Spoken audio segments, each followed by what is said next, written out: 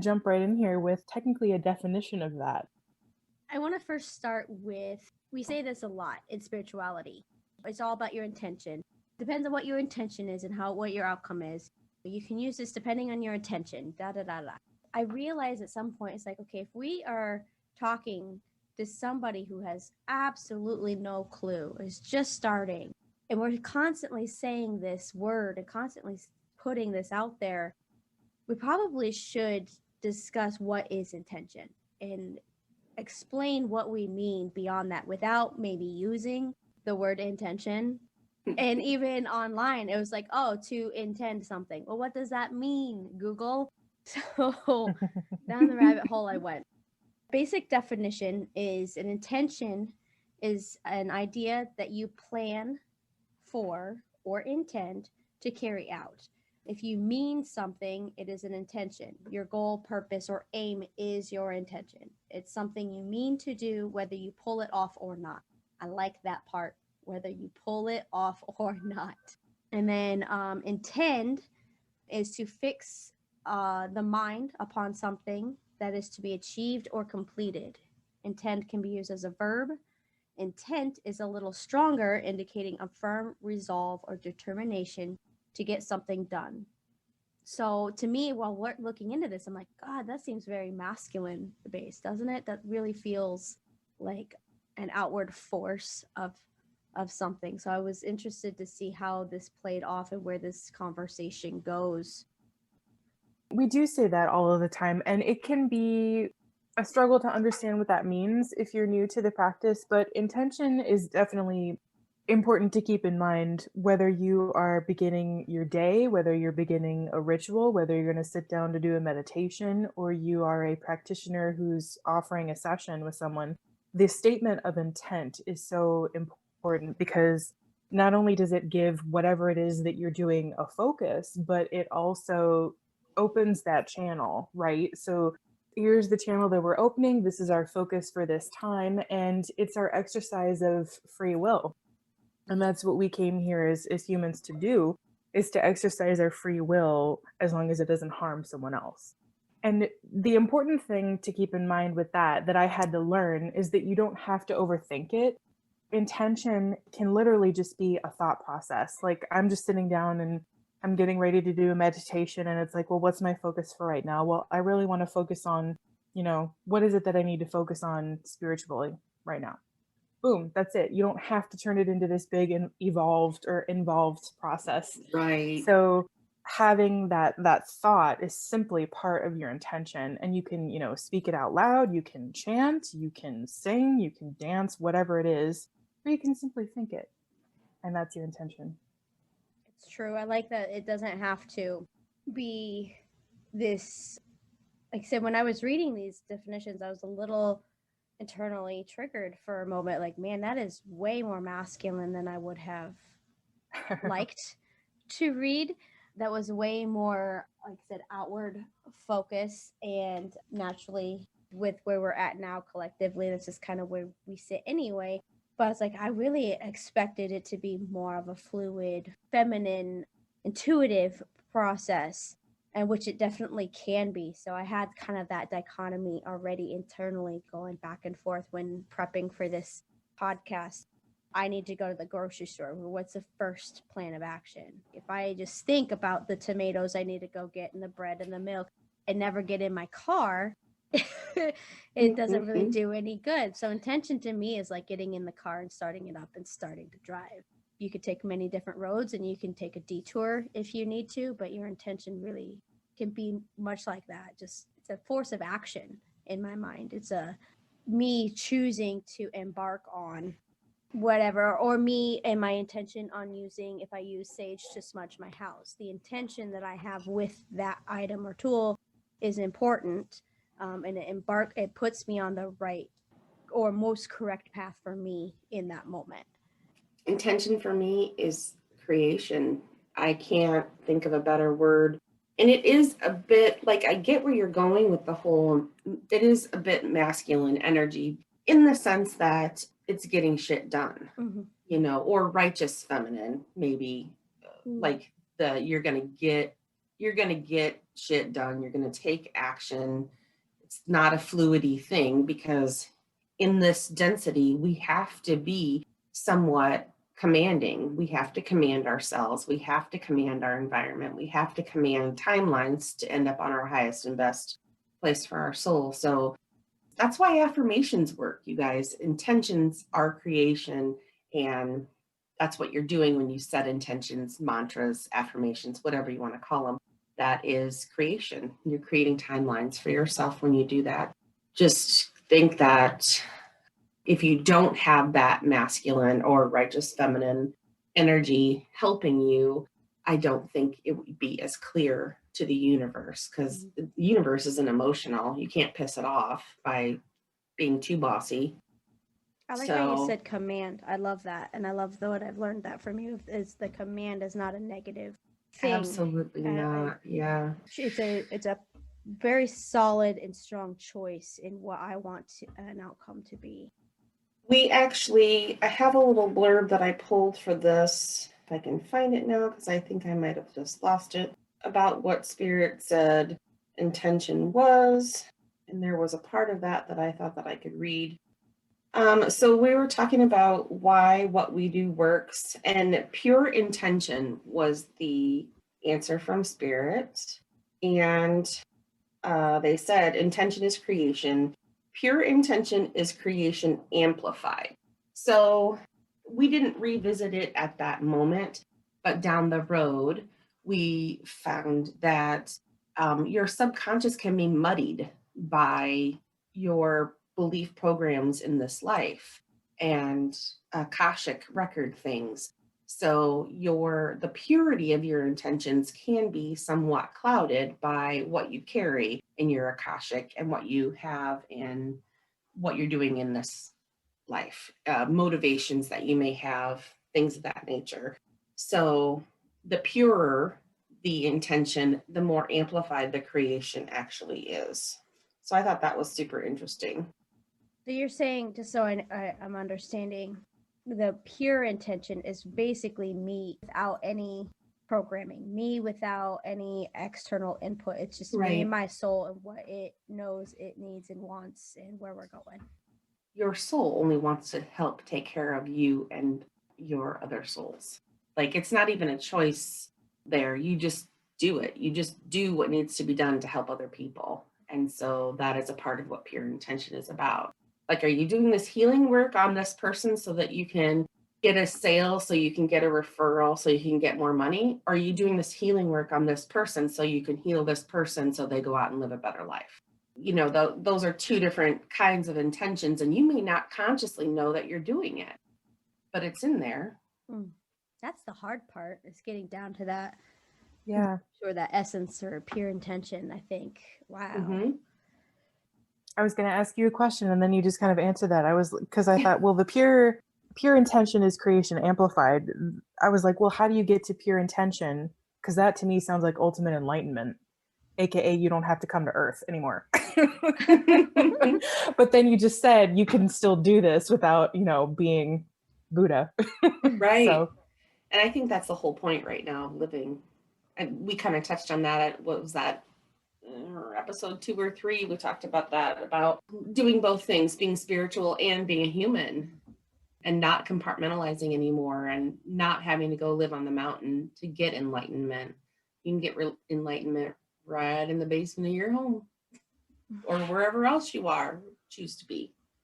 Wow. I mean, what do we all strive for? And instead of everybody, like in the spiritual community, it's very common to strive for enlightenment.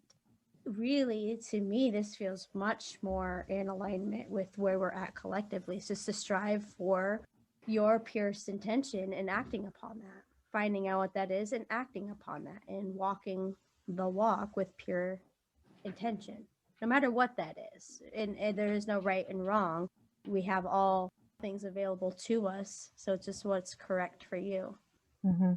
The healing work that I do, where I work on the physical vessel, that pure intention is creation, and I am creating a change in someone's body by, my intention alone. So it wasn't really something I looked at until we talked about doing this episode, where I was like, oh, well, the answer is intention.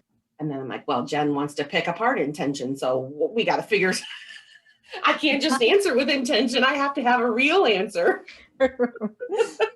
So it does come down to every time you sit down to meditate and you say, gosh, I'd really like to, work on my manifestation, or I'd really like to just relax today, or I'd really like to know more about my Akashic record. There's a freaking million topics in the universe, and you have at your disposal. So yeah, you need to get in the car before you can go to the grocery store, like you said. And that intention is, okay, put us in a category. Mm. And that is you're creating your matrix. To me, it's the focusing of your free will. You are calling in energy or a thought process, or at least you're starting a thought process or a ritual, or however you want to word that. You're calling that in to begin something. And one of the texts that really that blew my mind about free will is John Milton's Paradise Lost. If you're not familiar with this, because you're not an English nerd like me, which is fine, Paradise Lost is an epic poem that was written by John Milton, and it was published in 1667. So this is an older text, and an epic poem is basically a really long poem made of lots of parts. And in this text, John Milton has a conversation. So he depicts a conversation between Jesus before he incarnates on earth and God. And it talks about the fall of Adam and Eve. And, Jesus is basically asking, well, if you know that this is going to happen, why are you going to let it happen? And God explains to him that he made Adam and Eve with free will, so that they have the freedom to choose or to not choose, to fall. And I was like, oh my God. So not to get too much into the conversation of, fate versus free will, that really put things into perspective of like, okay, that is really a goal of being here on this planet in 3D, 5D technically now. And moving forward, progressing so that you're exercising your free will so that you can work on your own self. And along with working on yourself comes, working on your family line and healing those on spirit side too. But if you feel like getting nerdy, I highly recommend checking out at least that section of Paradise Lost, because like I said, it shifted my whole perspective on the human condition. Cool, that'll be a good one. I'll have to check that out. Same. Have you seen the thing going around? Maybe not. It was like the choose your hard. Yes, I love that one. It's like you get to choose. And some people feel like we don't have a choice. And I know that they're, so I don't want to come across like an ableist or by any means. Mm-hmm. But it doesn't matter whether, let's say Adam and Eve, whether they chose to partake in the fall or not, there would have been something else that would have been hard. Then that's just the nature of reality. It seems is that you are constantly presented with choices, and there is no right and wrong with that. It's just are you going to choose or intend to make choices that is in most alignment for you, or that is of your try to get to your purest of intent, or are you going to choose to go without, stray the path, if you will, and experience those lessons, because that's not wrong either. Well, even if you look at pre-incarnation, that is an intention. You're intending to have this experience. You're creating being placed in this world, and then free will does its thing and you do your free will thing. And if you are not in alignment with your soul's intention, then your path might be a little more zigzaggy than somebody else's who is in alignment. That would be why you look at a family line and you're like, damn, why can't those people just get a break? Mm-hmm. Like it's because they're doing if they would stop and get in their soul's alignment, their soul stream, whatever you want to call it, and make decisions from that place instead of making decisions from the outside, things would settle down for them. Mm-hmm. But that is an intention that we set right from the get-go. It's a thought, it's a curiosity turns into a thought, and thought turns into intention. Intention turns into manifestation, if you want to chase it down. Mm. I was to say it sounds so similar to like law of attraction stuff. So if that vibes with you, then great. But I think this is much more. I like the idea of getting to its essence and to being able to enact my own free will based on that. I mean, how empowering is that? That is like the most empowered thing that you could do is finding your purest of intention and enacting your free will based on that. Guys, you just hit me hard today. It's a big deal. We are so much more powerful and more important than we think that we are in the grand scale of the universe. We're very important. We do important things. Since we are kind of coming from a practitioner standpoint, it's like, well, your intention's important, setting your intention. It's all about your intention with using this or that or embarking on certain different pathways.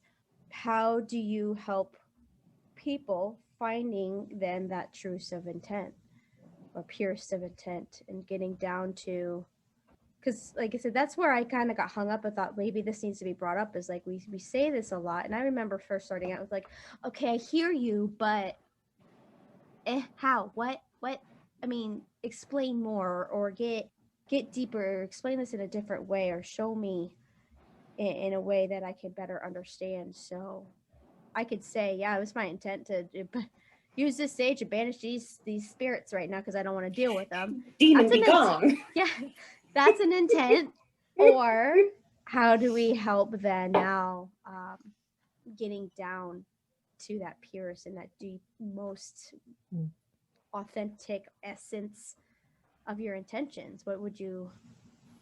Having someone model for you is so important, or at least helpful, I should say. Yeah. Having someone model for you is so helpful. So being the role models and just doing the work ourselves is important. If we're going to preach it, we better walk it. Well, and I guess what I mean by that is I was in the same boat as you, Jen, when I was starting to learn and we were in class and we would, read stuff and then we would discuss, and it was about intention, having your intention of working with this crystal or doing this on this person. And it's like, okay, but what does that mean? And so there would be an answer, and I would still see it as like this abstract concept of like, but concretely, what does that look like? And then the teacher, she would say something out loud. And then eventually I just started going for my own private sessions. And it was the speaking of the intention, modeling out loud of like, okay, this is what we're coming here today for. This is our focus for the session.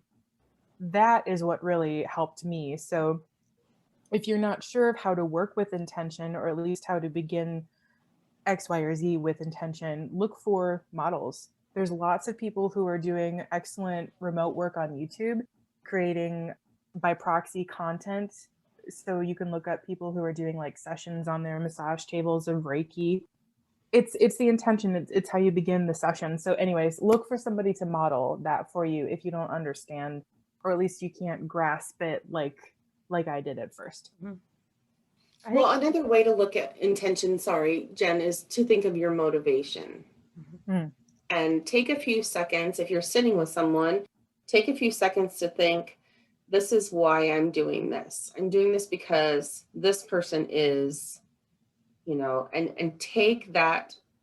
It takes 10 seconds to conjure up the emotional, visceral reaction of your body that this is a service for this person. And that helps you get right back into the right mindset. And my second suggestion would be to look at your own belief system, your own programming and your own beliefs and things of that nature to find out how to get to the bottom of your intentions.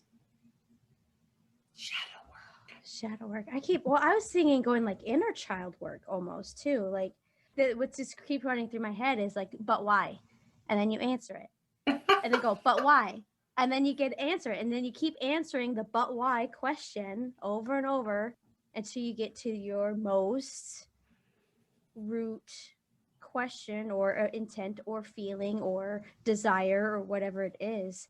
It's like, well, I want to do this, but why? well, this would give me this. But why? Being playful with it also, I think, is important. And I like what you said too, Missy, is the emotion is important to be able to really feel that connection to it with no matter what emotion's showing up. Mm-hmm.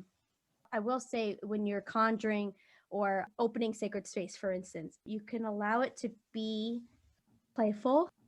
Just because we're setting intention and doing the hard work does not mean that we have to be rigid in what we're saying. Or if you like, oh shoot, I said that incantation wrong, it's okay, because the words aren't necessarily always, they're just the channel for the feeling, right? I was just going to Mhm. say that I think that 90% of intention is actually subconscious. And I think that it has to be because we talked about that before, language is limiting. And oops, I just messed up a mouthful of bleh and just said bleh. But guess what? They speak bleh. So because they're not paying attention to what's coming out of your mouth, they're paying attention to what energy is being thrown off of your heart space, or so they're looking, spirit is not looking at the words that are coming out of your mouth, thank God. That's why they don't care if I have a dirty mouth. I can say all the naughty words I want to. Yes. My intention is clear. Shoot. If I ever figure it out, if I get comfortable enough, I want to do meditations for the girls in the inner circle and be like, sit your bitch ass down. Because That's to awesome. me, playing with spirit and playing with your spirituality is probably one of the best things. There are a couple of keys to spirituality, and joy and play is definitely one of them. Mm-hmm. You have to be having a good time. And if you're not having a good time, you're not going to connect to the work, and your intentions are not going to be clear and pure. Mm-hmm. Makes sense. Well, I didn't know this one might be a short one then, because we kind of just banged that out and got right to it. Any other thoughts, I guess? Or is this I just was going going to be... bring up, well, Yeah. it might not even be part of the conversation anymore, the Yantra tattooing. Yeah, no, do it. Do it. Let's talk about that. Okay, cool. All right. So, one of the things that I have been binging online is tattooing content on YouTube. So, I've kind of been going down the rabbit hole. Are you ready to go down the rabbit hole with me? Yes. Here we go. This was just basically suggested to me from YouTube, and it was somebody who had gone over to Thailand to get a tattoo from somebody who practices sakyant or yantra tattooing. And so this is a form of tattooing using Indian yantra designs that consist of either geometrical or animal or deity designs. And they are often accompanied by Pali phrases that are said to offer power, protection, fortune, and charisma. Get those charisma points, gamers, to benefit the bearer.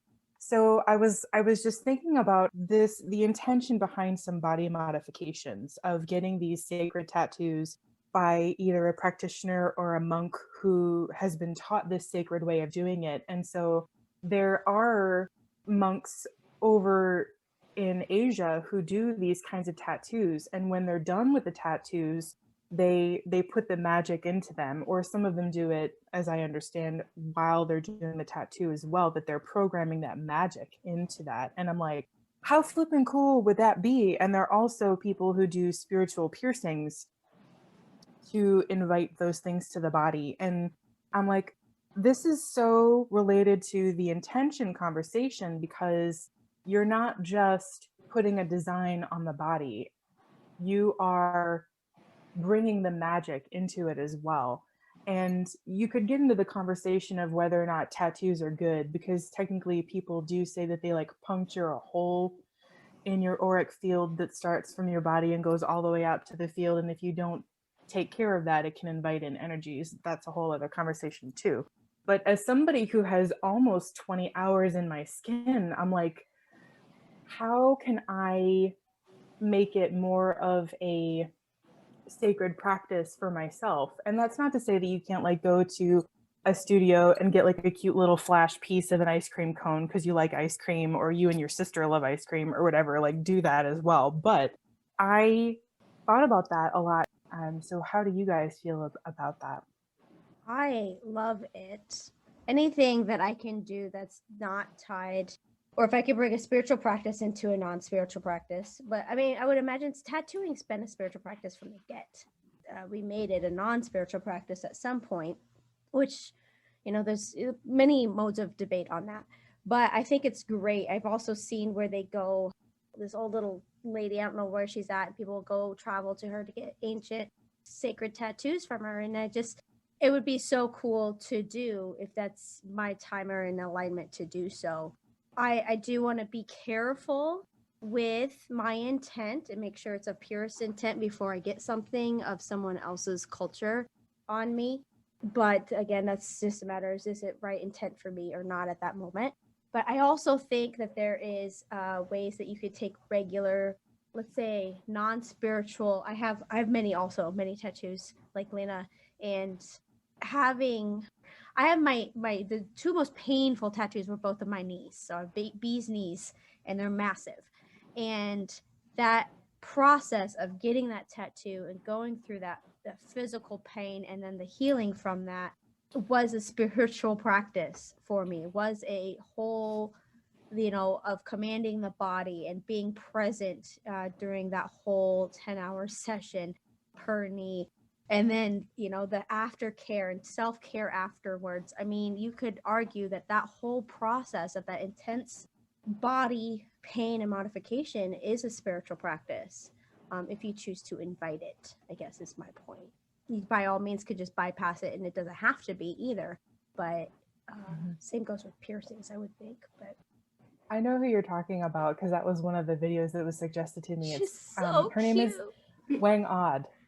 Yes. Is her name. She's in the Philippines. Yep. She's one of the few hand tapped, she does hand tapping tattooing out there, and she's taught her granddaughters how to do it, but she's like the last one in her generation to do that practice. That is so cool. I know. I would love to, but again, I don't want to be the spiritual Sally who just goes out and does it for, like I want to make sure, especially when it comes from other people's cultures, sharing with me. I want to make sure if my intent's pure in that, then I'd have no problem. But it's such a cool thing that other cultures are sharing it with other cultures nowadays as well. Before, when it would have been maybe a more closed practice, that they're more open and saying that now's the time to expand and merge cultures now and share these things. Whatever their intent is or not on that's on them. But yeah, I think it would be cool to go through what do I want to say? One of the sacred piercing situations at some point would be really cool. But I'm kind of a collector of experiences anyway, so I have to be very mindful now, especially after this conversation, of really asking myself, what is my purest of intent, and is this just to have the experience, or is it going to actually benefit me? Absolutely. All right, I guess that's it then. So in closing, we just want to thank everybody for spending time with us today. Thank you for sharing your space and for letting us share our ideas. If you want to know more about who we are and what we do, you can find us on social media, on Facebook at Quantum Coalescence. Instagram is at Quantum Coalescence.